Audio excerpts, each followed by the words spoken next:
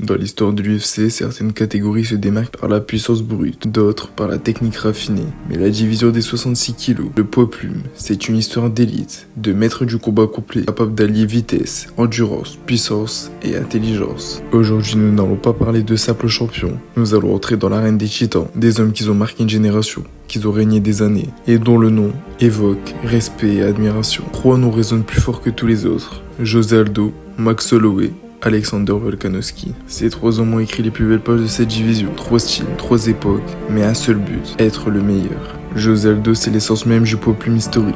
Originaire des quartiers pauvres de Manaus au Brésil, Aldo est un survivant, une enfance difficile, des blessures, mais surtout une passion dévorante pour le combat. Il éclate véritablement au WEC, l'organisation qui était à l'époque le foyer des poids plumes. Sa domination est si totale que son nom devient synonyme d'invincibilité. Le style d'Aldo, c'est celui d'un guerrier muay-thai parfait, des low kicks légendaires, capable de réduire son adversaire à la puissance. Son jeu au corps est précis, sa garde solide et un timing quasi inhumain. Il n'a jamais été un striker ordinaire.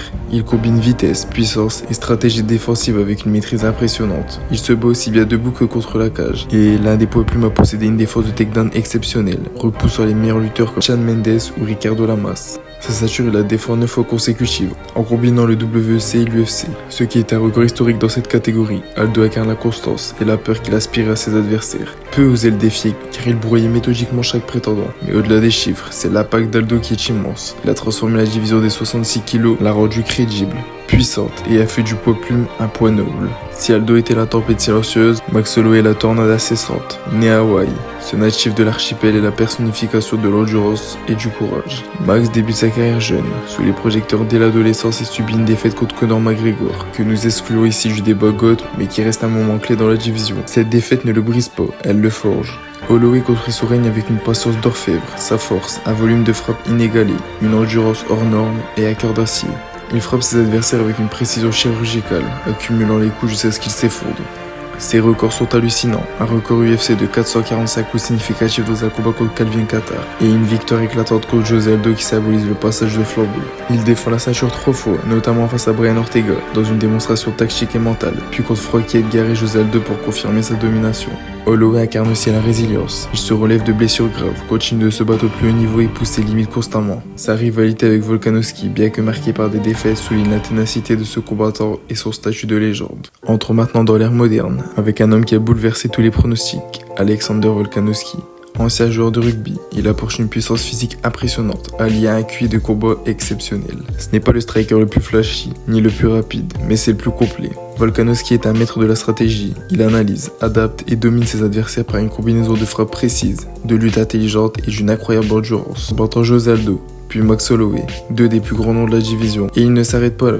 Il bat Holloway une deuxième fois dans un combat serré, puis une troisième fois, dans ce qui est considéré comme l'une des plus grandes rivalités de l'histoire de l'UFC. Ses victoires contre des prétendants comme Brian Ortega, The Korean Zombie ou Yair Rodriguez montrent sa capacité à gérer tous les styles. En parallèle, Volkanovski se permet même de monter de catégorie pour défier Islam Makhachev chez les poids légers. Preuve de son ambition et de sa confiance. Avec 5 défenses de titre à son actif, il est actuellement le champion le plus dominant de la division. L'avantage majeur de José Aldo était son timing exceptionnel et sa puissance de frappe combinée à une défense de takedown presque parfaite. Psychologiquement, il était intimidant, souvent perçu comme invincible. Son seul véritable talon d'Achille fut la courte défaite face à Volkanovski, ainsi que la défaite contre McGregor en 13 secondes, qui a fait baisser la crédibilité de ce grand champion, qui montre que même un arbre pouvait tomber. Max Holloway, qui s'appuie sur un cardio exceptionnel et un volume de frappe qu'aucun adversaire n'a su égaler. Sa capacité à absorber les coups et à maintenir la pression est presque surhumaine. Psychologiquement, il est un bulldozer, un combattant qui ne lâche jamais, sa faiblesse et sa difficulté à finir certains adversaires, et la précision tactique que Volkanovski a su exploiter. Volkanovski excelle par son intelligence de combat, sa capacité d'adaptation et sa maîtrise du rythme. Il sait quand presser, quand reculer, quand passer à l'offensive ou défendre. Psychologiquement, il est calme, méthodique, ne s'enflamme jamais. Son règne est le plus stable et solide, même si certains fans lui reprochent un style moins spectaculaire. Alors, qui est le véritable GOAT des 66 kg? José Aldo est la fondation, le premier à imposer un règne long et dominant. Max Holloway est le guerrier infatigable, le champion de la résilience et du volume. Mais Alexander Volkanovski est celui qui a surpassé tous les autres, battant à la fois Aldo et Holloway, défendant sa ceinture plus longtemps que la plupart, et incarnant la nouvelle ère de la stratégie et de la polyvalence. Le GOAT des 66 kg est donc un combat à 3 têtes, où chacun représente un âge d'or différent. Mais si on se base sur la domination, la polyvalence et la longévité au sommet, Volkanovski prend l'avantage. De plus, Volkanovski a récupéré son titre face à Diego Lopez à l'UFC 314, montrant que même à 36 ans, il reste le GOAT de la catégorie. Et toi, quel est ton avis? Aldo, Holloway, Volkanovski? Dis-le moi en commentaire. N'oublie pas de t'abonner pour plus de récits détaillés immersifs sur le MMA. A très vite pour de nouvelles légendes. Et moi je vous dis, c'était Najir UFC. À la prochaine.